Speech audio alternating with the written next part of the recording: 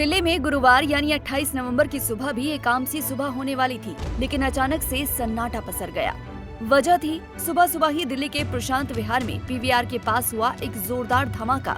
इस धमाके के बाद से राष्ट्रीय राजधानी में एक बार फिर से दहशत है।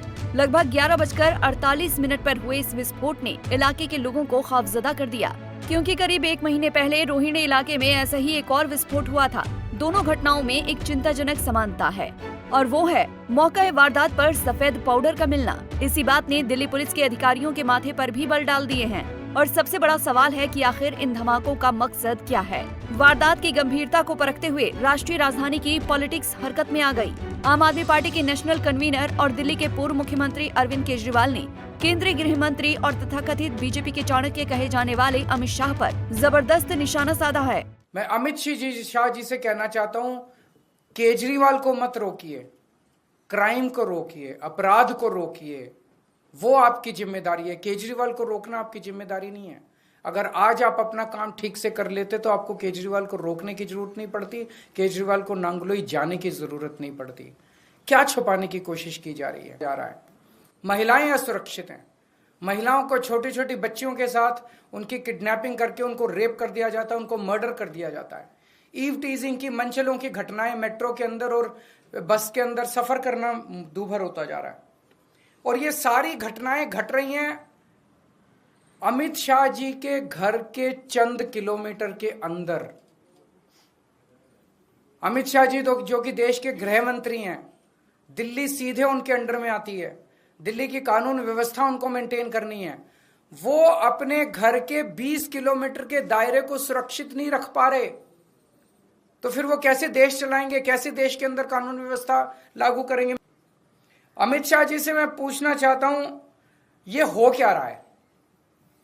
क्या आप मानते हैं कि आपसे दिल्ली नहीं संभल रही है?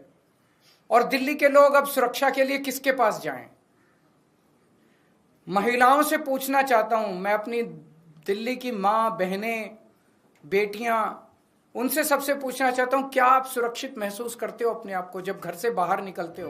बीते 20 अक्टूबर 2024 को दिल्ली का रोहिणी एरिया और 28 नवंबर 2024 को दिल्ली का प्रशांत विहार एरिया, लगभग 40 दिन के अंतराल में हुए इन 2 विस्फोटों के कारण दिल्ली पुलिस पर अपराधियों को खोजने और आगे की घटनाओं को रोकने का दबाव बढ़ रहा है। विस्फोटों की निकटता और समान तरीकों के इस्तेमाल ने दिल्ली के निवासियों की सुरक्षा को लेकर चिंताएं बढ़ा दी हैं। हालांकि दोनों विस्फोटों में किसी के हताहत होने की कोई रिपोर्ट नहीं है, लेकिन स्थानीय समुदाय पर मनोवैज्ञानिक प्रभाव महत्वपूर्ण रहा है। इन धमाकों के बारे में खास बात ये है कि दिल्ली पुलिस द्वारा संकलित नवीनतम अपराध डेटा से पता चलता है कि जो अपराध संभवतः आम लोगों के घरों को सबसे अधिक निशाना बनाते हैं, इनमें 2024 में वृद्धि देखी गई है।